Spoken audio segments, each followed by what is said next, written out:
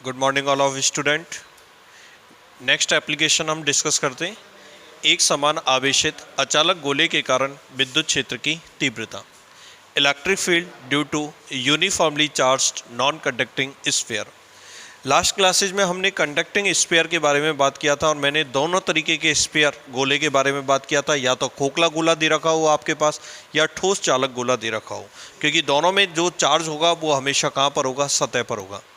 ये non conducting sphere है और ये भी एक समान आवेशित है, मतलब पूरा आवेश जो उपस्थित होगा वो इसके आयतन में उपस्थित होगा। जैसे ये पूरा स्फीयर हमारे पास दे रखा है तो इसके अंदर पूरा आवेश आपके पास एक समान रूप से क्या है, बिखरा हुआ है या एक समान रूप से फैला हुआ है। जैसे ये मेरे पास कोई स्फीयर दे रखा है जिसकी रेडियस मेरे पास कैपिटल आर है और इस पर पूरे आयतन के अंदर आवेश एक समान रूप से वितरित है। इस तरीके से आवेश एक समान रूप से हमारे पास वितरित है, यूनिफॉर्मली डिस्ट्रीब्यूटेड। रेडियस मान के चलते हैं, हमारे पास इसकी रेडियस दे रखी है कैपिटल आर। ये इसकी रेडियस कैपिटल आर हमारे पास दे रखी है। मुझे इस अचालक गोले के कारण विद्युत क्षेत्र की तीव्रता ज्ञात करनी है। नॉन कंडक्टिंग स्फीयर के कारण electric field intensity find out करनी है। तो इलेक्ट्रिसिटी आप कहाँ पर फाइंड आउट करोगे या इलेक्ट्रिक फील्ड कहाँ पर बाहर ज्ञात करोगे? एक तो अपन फाइंड आउट कर सकते हैं इस अचालक गोले के बाहर स्थित किसी भी पॉइंट पर, एक फाइंड आउट कर सकते हो अपन सतह पर, और एक फाइंड आउट करोगे कहाँ पर, अंदर, और एक अपन फाइंड आउट करेंगे सेंटर पॉइंट पर। वही चार कंडीशंस के बारे में अपन डिस्कस कर रहे हैं।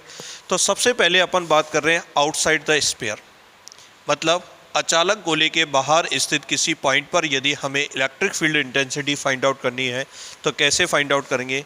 मान के चलते हैं इसके सेंटर पॉइंट से स्मॉल आर डिस्टेंस पर, इसके सेंटर पॉइंट से स्मॉल आर डिस्टेंस पर एक पॉइंट दे रखा है पी, और इस पॉइंट पी पर मुझे इलेक्ट्रिक फील्ड इंटेंसिटी क्या करनी है, फाइंड आउट करनी है।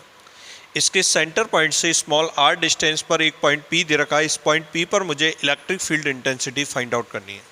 तो मैं क्या करूँगा, वही स्मॉल आर को क्या मानूंगा, त्रिज्या, और त्रिज्या मानकर अपन क्या करते हैं, एक गाउसियन सरफेस की कल्पना करते हैं। स्मॉल आर को मैं रेडियस मानकर एक गाउसियन सरफेस की क्या करते हैं, कल्पना करते हैं। ये मैंने गाउसियन सरफेस की कल्पना की, और गाउसियन सरफेस की कल्पना करने के बाद इसमें अपन क्या करते हैं, एरिया एलिमेंट ले लेते हैं या क्षेत्रफल सदिश ले लेते हैं। तो इस क्षेत्रफल सदिश की जो डायरेक्शन होगी हमेशा परपेंडिकुलर डायरेक्शन में होगी, तो परपेंडिकुलर डायरेक्शन में लिख देता हूँ इसको वेक्टर डी है। और पॉजिटिव चार्ज के कारण इलेक्ट्रिक फील्ड इंटेंसिटी हमेशा बाहर की तरफ होती है, आउटसाइड द स्फीयर, तो ये हमारे पास वेक्टर ई। तो सबसे पहले बताओ वेक्टर ई और वेक्टर डी ए के बीच में कितने डिग्री का एंगल हुआ? तो आपका आंसर होगा इनके बीच में 0 डिग्री का एंगल हुआ। और हम कौन सी प्रमेय लगाएंगे? गाउस का नियम लगाएंगे, गॉस लॉ से। तो लगाएं अपन गॉस लॉ। क्या होता है बोलो? Close integration vector E dot vector D A is equal to summation Q upon epsilon naught. ये जो इसमें चार्ज डिस्ट्रीब्यूटेड है, यूनिफॉर्मली चार्ज डिस्ट्रीब्यूटेड है, मान के चलते हैं कितना चार्ज डिस्ट्रीब्यूटेड है, कैपिटल क्यू। तो close integration vector E dot vector D A is equal to summation Q upon epsilon naught. इसको अपन ओपन करते हैं, close integration E D A, theta की जगह 0 डिग्री लिख देते हैं, cos 0 degree is equal to summation Q upon epsilon naught. और कॉस 0 डिग्री की वैल्यू कितनी होगी? 1। तो अपन लिखेंगे ई को बाहर निकाल लेते हैं, इंटीग्रेशन आपके पास D A is equal to summation Q upon epsilon naught. Next अपन डिस्कस करते हैं समेशन क्यू की वैल्यू कितनी होगी। तो इस गाउसियन सरफेस के अंदर टोटल कितना चार्ज अवेलेबल है? तो आपका आंसर होगा समेशन क्यू की वैल्यू होगी कैपिटल क्यू। तो समेशन क्यू की वैल्यू हो गई हमारे पास, बोलो कितनी, कैपिटल क्यू। ठीक है। दूसरी चीज़ इंटीग्रेशन डी ए, तो इस गाउसियन पृष्ठ का कुल क्षेत्रफल कितना होगा, कुल पृष्ठीय क्षेत्रफल या सरफेस एरिया कितना होगा? तो आपका आंसर होगा 4 पाई स्मॉल आर स्क्वायर। तो इंटीग्रेशन डी ए की जब वैल्यू निकालोगे आप क्लोज इंटीग्रेशन, तो इस गाउसियन सरफेस का जो आपके पास एरिया आएगा वो कितना आएगा, 4 pi small are square. Value put करोगे इसमें ये हो गया capital E 4 pi small are square summation Q की value capital Q upon epsilon naught, और 4 पाई स्मॉल आर स्क्वायर को नीचे लेके आ जाओ, E is equal to 1 upon 4 pi epsilon naught capital Q upon small are square. तो ये हमारे पास गोले के बाहर स्थित किसी पॉइंट पर इलेक्ट्रिक फील्ड इंटेंसिटी होगी E out is equal to 1 upon 4 pi epsilon naught capital Q upon small are square. एक चीज़ हम क्या देखेंगे यहाँ पर कि इलेक्ट्रिक फील्ड इंटेंसिटी चाहे स्फेरिकल सेल के लिए निकालो, खोखले गोले के लिए, या सॉलिड स्फीयर के लिए निकालो, या नॉन कंडक्टिंग स्फीयर अचालक गोले के लिए निकालो, तीनों गोले के कारण आपके पास गोले के बाहर स्थित बिंदु पर विद्युत क्षेत्र की तीव्रता का एक जैसा फॉर्मूला आता है E out is equal to 1 upon 4 pi epsilon naught capital Q upon small are square. बोलो यहाँ तक किसी तरह की कोई दिक्कत हो तो क्लियर है? कोई दिक्कत?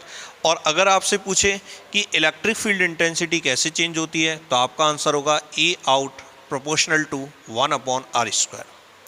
ई out proportional to 1 upon r square, या अपन ये कह सकते हैं गोले के बाहर स्थित बिंदु पर विद्युत क्षेत्र की तीव्रता इलेक्ट्रिक फील्ड इंटेंसिटी दूरी के वर्ग के व्युत्क्रमानुपाती होती है, inversely proportional to square of the distance from centre point of the sphere. Clear है? तो E out is inversely proportional to square of the distance from the centre point of sphere. Clear है? कोई calculation में कोई change नहीं है, केवल diagram change करना है।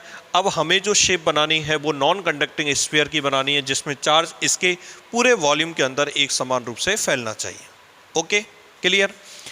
नेक्स्ट हम डिस्कस करते हैं, अगर मान के चलो सेकंड ऑन सरफेस, पहले तो आउटसाइड पॉइंट पे थी, अब अपन सरफेस की बात करते हैं। यदि सरफेस पर कोई पॉइंट पी होता है तो इस कंडीशन के अंदर, जैसे लाइक एन एग्जांपल, ये मेरे पास इस तरीके से यूनिफॉर्मली डिस्ट्रीब्यूटेड है, रेडियस वही कैपिटल आर हमने मानी है, और मैं अब ये कह देता हूँ ये पॉइंट पी मेरे पास यहाँ पर है, इस जगह पर।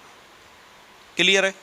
तो एक चीज़ बताओ, अगर पॉइंट इस जगह पी आ जाता है तो स्मॉल आर की वैल्यू किसके इक्वल हो जाएगी? कैपिटल आर के इक्वल हो जाएगी।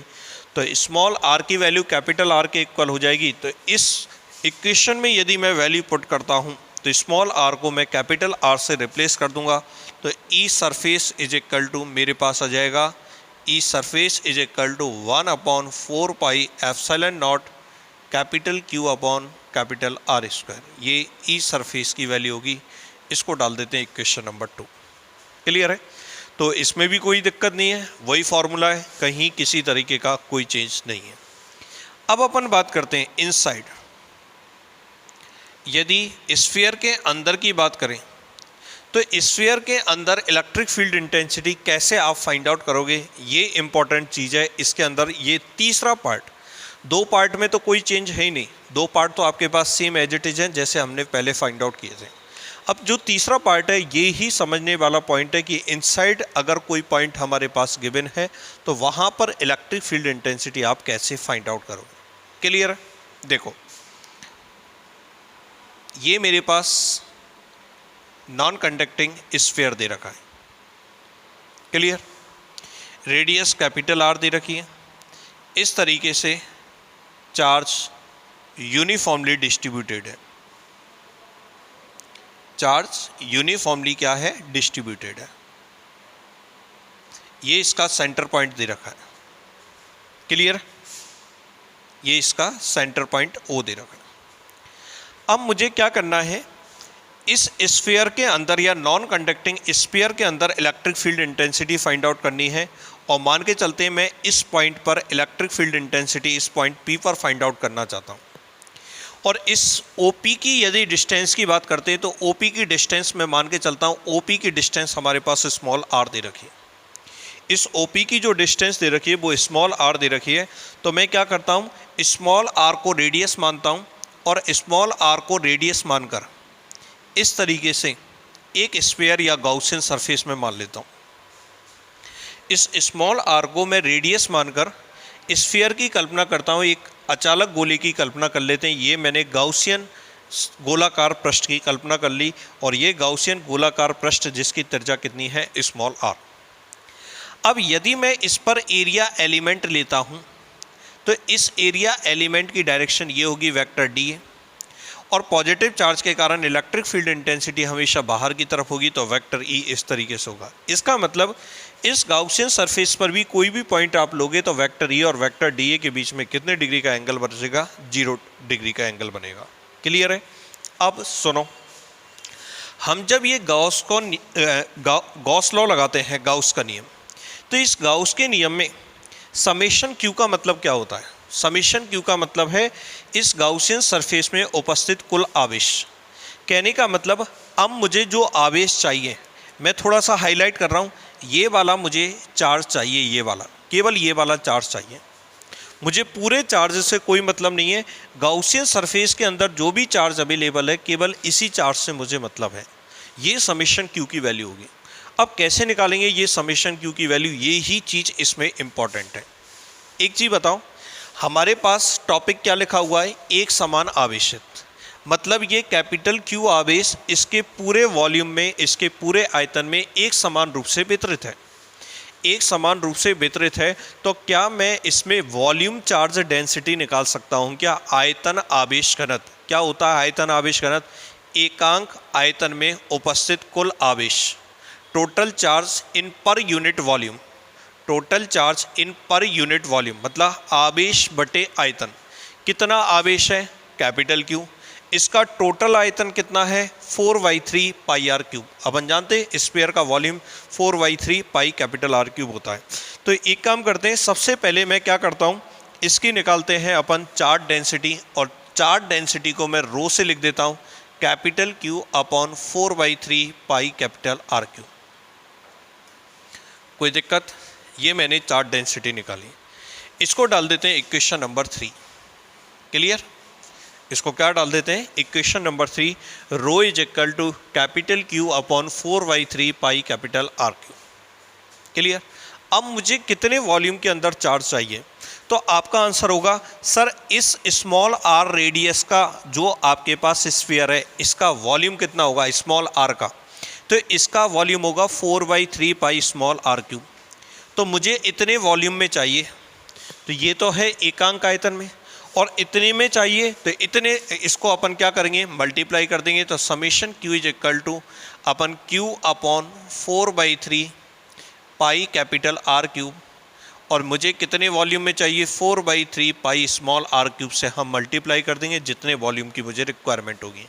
ये चीज़ हमने 11वीं क्लास में बहुत जगह काम में ली है। जब हमने मोमेंट ऑफ इनर्शिया निकाला है, जड़त्व आघूर्ण निकाला है, हम क्या करते थे? एकांक आयतन का द्रव्यमान निकालते थे, फिर जितना द्रव्यमान या जितने आयतन में मुझे द्रव्यमान की ज़रूरत थी उतने आयतन से मैं मल्टीप्लाई कर देता था। वही चीज़ है, मैंने एकांक आयतन में आवेश निकाला, जितने आयतन में मुझे आवेश की ज़रूरत होगी उतने आयतन से मैं मल्टीप्लाई कर दूंगा। तो यहाँ पर मैंने मल्टीप्लाई किया 4/3 पाई स्मॉल आर क्यूब से, मैंने क्या किया? मल्टीप्लाई कर दिया। क्लियर है?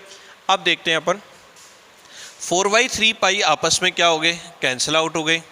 तो समेशन क्यू की वैल्यू मेरे पास निकल के आ गई। Summation Q is equal to capital Q small are cube upon capital R cube. ये मेरे पास समेशन क्यू की वैल्यू निकल गई।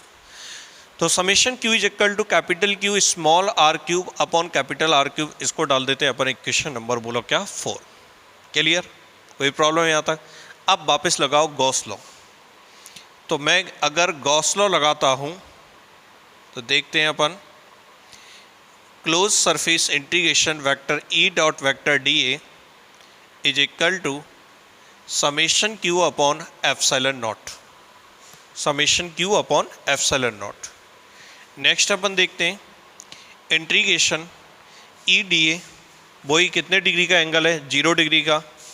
ई डी ए कॉस 0 डिग्री, और समेशन क्यू की वैल्यू यहाँ से लिख देते हैं capital Q small are cube upon capital R cube epsilon not.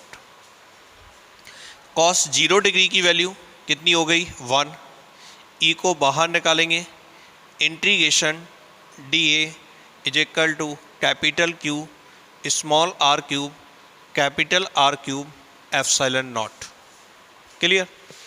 अब मुझे इसकी वैल्यू निकालनी है क्लोज इंटीग्रेशन डी ए। तो गाउसियन सरफेस कौन सी है? स्मॉल आर त्रिज्या का गोला।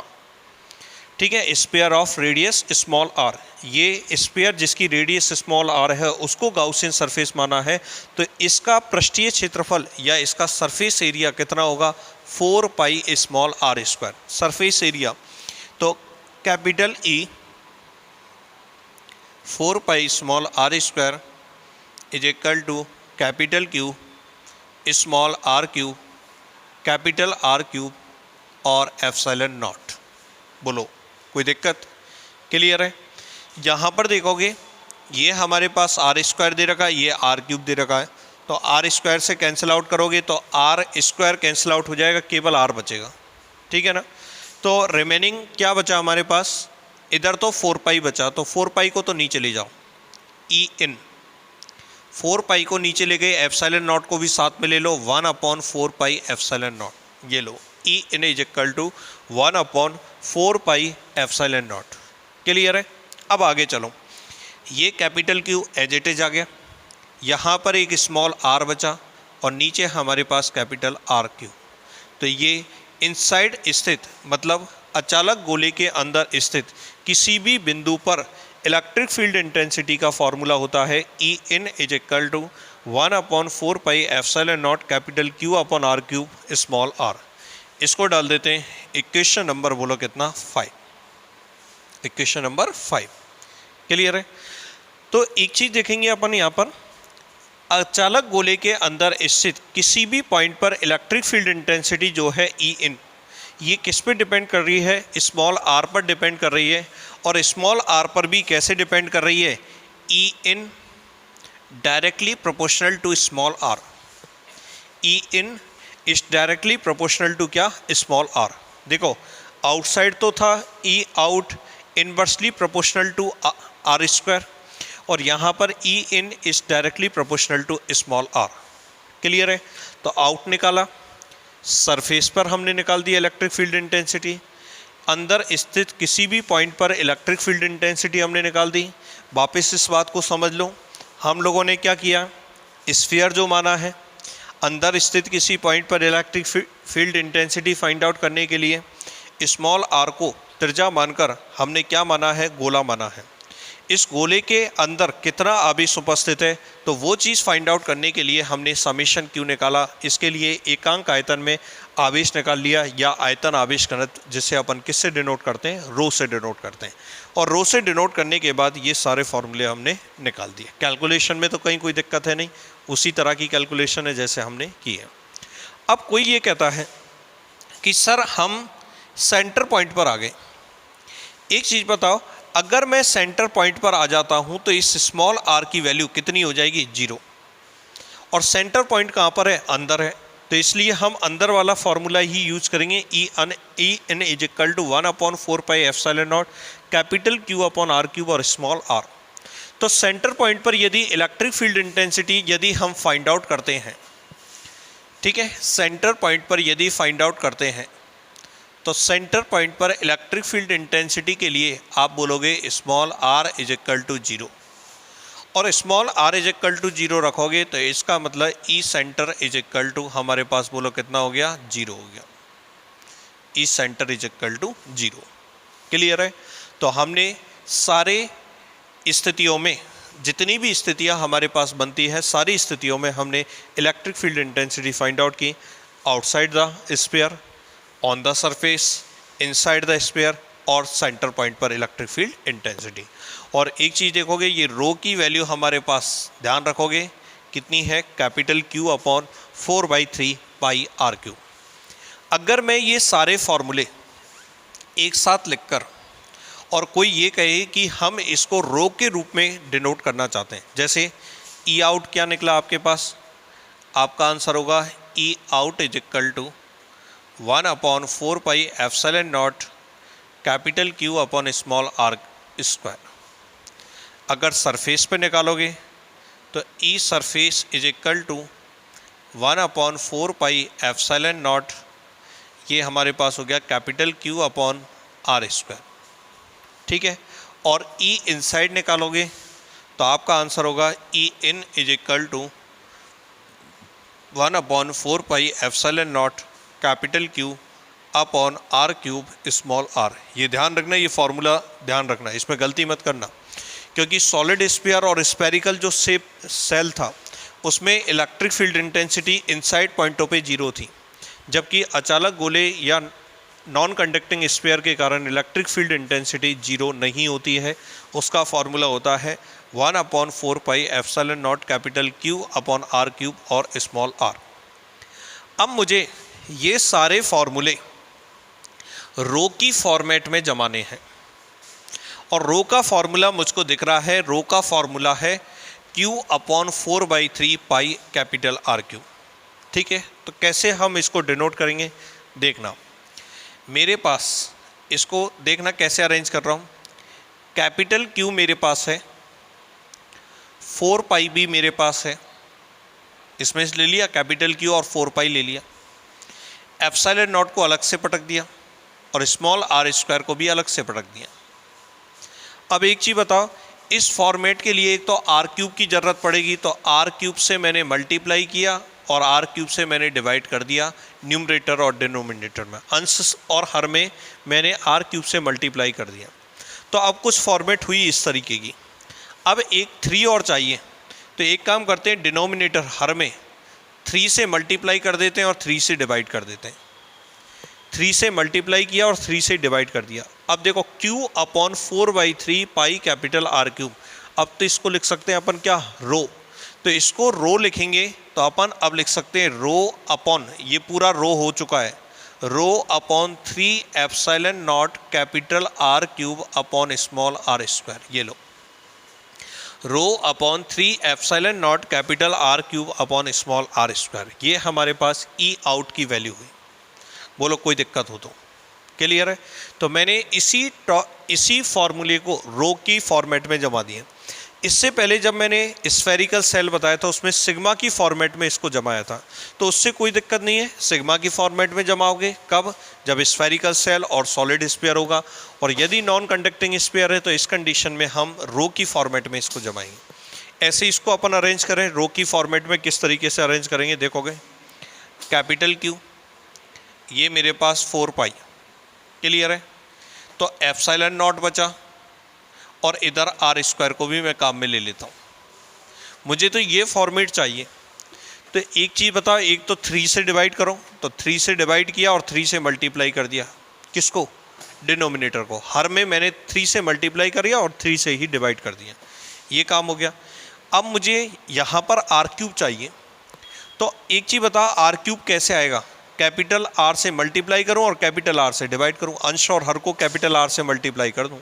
तो कैपिटल R से मल्टीप्लाई कर दिया और डिनोमिनेटर में भी कैपिटल R से मल्टीप्लाई कर दिया, तो कैपिटल R और ये R स्क्वायर इंटू R कितना हो गया? R cube. क्लियर? अब मैं इसको लिख सकता हूँ रो। तो ये हो गया rho capital R upon 3 epsilon naught. Rho capital R upon बोलो कितना? 3 एप्सिलॉन नॉट। इस तरीके से मैं इसको जमाऊँगा। और अब इसको जमाएं तो देखना, E in capital Q upon 4 pi capital R cube, capital Q 4 pi capital R cube, ये हमारे पास स्मॉल r एप्सिलॉन नॉट 3 से मल्टीप्लाई किया और 3 से डिवाइड किया, कर दिया। तो Q upon 4/3 pi capital R cube, इसको मैं क्या लिख सकता हूँ? रो लिख सकता हूँ। तो ये हमारे पास हो गया रो upon 3 epsilon naught small r। रो अपॉन 3 एप्सिलॉन नॉट और कितना आ गया बोलो? स्मॉल r आ गया। क्लियर है? कोई दिक्कत? तो E आउट निकाल दिया, E सरफेस निकाल दिया, E इन निकाल दिया। मैंने ये आपके पास क्यों ड्राइव करवाए हैं वास्तविक स्थिति में? मान के चलो हमसे केवल अचालक गोले के कारण, नॉन कंडक्टिंग स्फीयर के कारण अंदर स्थित किसी भी पॉइंट पर इलेक्ट्रिक फील्ड इंटेंसिटी पूछी, लेकिन हमसे सिद्ध करने के लिए दे दिया कि यदि उसकी चार्ज डेंसिटी आयतन आवेश घनत्व रो हो तो सिद्ध कीजिए E in is equal to rho upon 3 epsilon naught small r होगा। अब हम क्या करेंगे? यहाँ तक तो इसको निकाल देंगे और निकालने के बाद हम ऐसे कंफ्यूज रहेंगे कि अब हमें क्या सिद्ध करना है, ये तो हमारे समझ में नहीं आया। तो कुछ नहीं है, केवल हम लोगों ने क्या किया है, इसी फॉर्मूले को मैंने रो के रूप में क्या कर दिया, इसको शिफ्ट कर दिया। ठीक है? क्लियर है? कोई दिक्कत यहाँ तक? अब नेक्स्ट अपन बात करते हैं इसका वेरिएशन कर्व, परिवर्तन ग्राफ किस तरीके से आएगा। जैसे जैसे डिस्टेंस आपके पास चेंज होगी उस तरीके से इलेक्ट्रिक फील्ड इंटेंसिटी कैसे चेंज होगी, इसके बारे में हम डिस्कस करेंगे। देखो, ये मेरे पास electric field intensity capital E, ये मेरे पास हो गया सेंटर पॉइंट ओ, ठीक है, गोले का केंद्र बिंदु। ये हो गई उसकी सतह, सरफेस कैपिटल आर, और ये गोले के बाहर हमारे पास हो गए स्मॉल आर। ओके, सरफेस पर तो हम जानते हैं ई सरफेस तो फिक्स है आपके पास, क्योंकि कैपिटल क्यू भी फिक्स है, कैपिटल आर भी फिक्स है, तो मैं इस जगह पर ई सरफेस लिख देता हूँ, मतलब एक फिक्स वैल्यू मान लेते हैं। तो ई सरफेस पर मैंने ये फिक्स वैल्यू मान ली और ये पॉइंट लगा दिया कि कैपिटल आर पर ई सरफेस हमारे पास होगा। अब इनसाइड पॉइंटों की बात करते हैं, तो मैंने पहले भी कहा था E in directly proportional to small r. जैसे जैसे सेंटर पॉइंट से दूर जाते जाओगे आर की वैल्यू बढ़ेगी तो ई इन की वैल्यू भी बढ़ेगी, और डायरेक्टली रिलेशन है, प्रोपोर्शनल रिलेशन है, इसलिए हमारे पास कर्व इस तरीके का आएगा, E in directly proportional to small r. Clear है, कोई दिक्कत? उसके बाद ई आउट की बात करें तो एक चीज़ बताओ, E out is inversely proportional to r square. तो ये रिलेशन से अगर ग्राफ बनाएंगे तो इनवर्सली प्रोपोर्शनल है, इस तरीके का ग्राफ आएगा, E out inversely proportional to r square, इस तरीके का कर्व आएगा। तो इसका मतलब ये तो कर्व इस तरीके का होगा डायरेक्टली प्रोपोर्शनल, और ये इनवर्सली प्रोपोर्शनल। और पहले वाला जो ग्राफ हमने बनाया था स्फेरिकल सेल में, वहाँ तो क्या था, इनसाइड पॉइंटों पर इलेक्ट्रिक फील्ड इंटेंसिटी की वैल्यू हमारे पास कितनी थी, 0 थी, तो उसको हमने 0 डिनोट कर दिया, और आउटसाइड स्थित जितने भी पॉइंट्स हैं वहाँ भी इलेक्ट्रिक फील्ड इंटेंसिटी हमने शो कर दी। Thank you.